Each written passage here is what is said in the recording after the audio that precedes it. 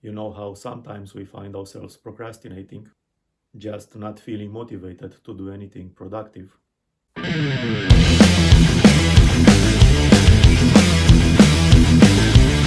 Well, it turns out there is some really interesting stuff from the addiction research that can actually help us understand and overcome this tendency. Our brain's dopamine system plays a big role in motivation. It's not just about having a peak in dopamine when we feel excited or motivated, it's also about what happens afterwards. The depth of the slump that we feel after the peak is related to how intense and sudden that peak was.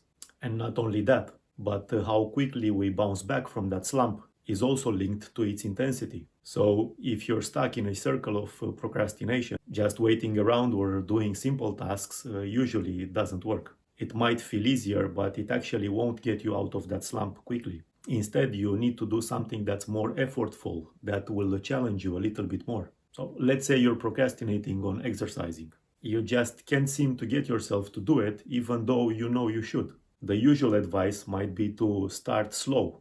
Maybe just do a minute of exercise and then go from there. And that can work for some people, but for others, even that can be a struggle. In those cases, actually, it's about finding something that's even more challenging than exercising, something that really pushes you. Maybe it's taking a cold shower or doing some other task which you really dislike. So it's actually about creating some discomfort for yourself so you can just shake off that procrastination. So when you do this, it's actually similar to quickly pulling off a band-aid instead of slowly peeling it off. And if just thinking about a cold shower makes you cringe, well, that may be exactly what you need to shake off that feeling of procrastination. So instead of just waiting for procrastination to just fade away on its own, or let's say hoping for a deadline to give you that last minute push, try taking action to break out of it sooner. It might not be easy, but it's definitely worth it in the long run.